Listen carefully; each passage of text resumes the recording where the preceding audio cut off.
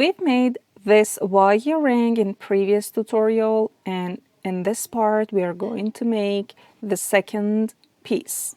What we need: 20 gauge wire for the main structure and 28 gauge wire as the thinner one and for the weaving parts. Chain nose pliers, round nose pliers, flush cutter or wire cutter as the tools, and tiny bead, stone or pearl is needed as the decorative part, and I'm using this crystal bead. You could choose the same bead because it's so beautiful when it places between the previous one. This is the length of the ring that we desire, and we had the tutorial on how to determine in previous tutorial, and we put the wire on and cut it out in about twice of this size. This is the desired length, and before doing anything we make it straight with chain nose pliers or of course with a nylon mallet. Now we have this straight wire, and at the between we are going to make a loop that embraces the crystal bead. Initially we make round nose pliers to do that, but this is a little small, so pick up a round nose pliers with bigger noses. And how to know this is the perfect size: when I put it just onto this crystal bead, the diameter should be a little bigger than the diameter of that crystal. So I put the round nose pliers at the midpoint and make the wire rounded, and I wrap it all around this round nose pliers, and I continue that for the half-second row. Then extract round nose pliers and pick up chain nose pliers.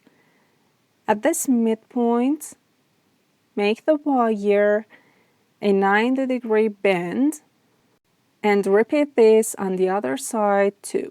If the wire has lost its shape, no matter, you could refine it with chain nose pliers and make it all straight again. So check both strands, and if it's needed, make additions with chain nose pliers to be all straight. This is the main structure.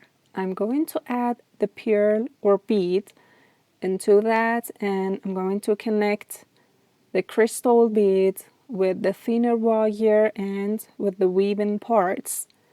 So pick up 28 gauge wire, insert the bead in, and leave a space of about 2 centimeters at one side.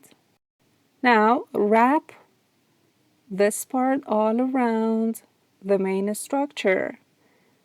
Just make the thinner wire, round it with round nose pliers, and squeeze it step by step, and make that all attached to the main frame. Repeat that for the second time, and of course for the third time. Then it's done, the wrapping part.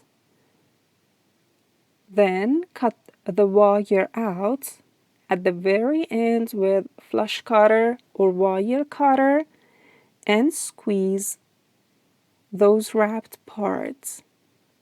And of course the ending point.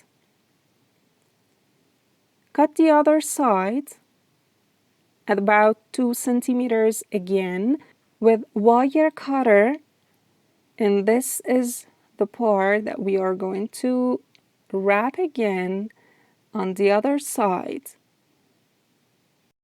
Repeat that with round nose pliers and follow up the same process. Now the crystal bead is attached to the midpoint of this wire structure, and I'm going to put it on the ring mandrel and keep it tight with my finger at the midpoint and wrap the 2 strands all around the ring mandrel. How do we know the best place to put this wire on? We had explained in previous tutorial. And here we have the overall structure. Let's test it out. And if it's loose a little, that's normal. Don't worry about it. Just insert it in again into the ring mandrel, of course, and put it a little above of the point that you had marked as the ring size. Then squeeze it tight. At this backer part, half of a centimeters into right and half of a centimeters into left, I make 2 bends with chain nose pliers, just as the previous ring. And this is the time to wrap each all around with round nose pliers. So pick up round nose pliers and little by little, just like that, insert the wire in and make another wrapping part, and when it's just like a circle, squeeze it with chain nose pliers very carefully to be attached tight to the main frame, and repeat the same with the other side.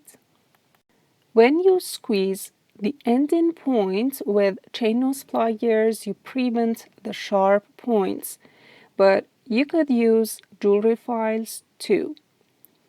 Again, insert the ring into the ring mandrel and arrive at the point that you had marked and hammer it with the plastic part of your tool.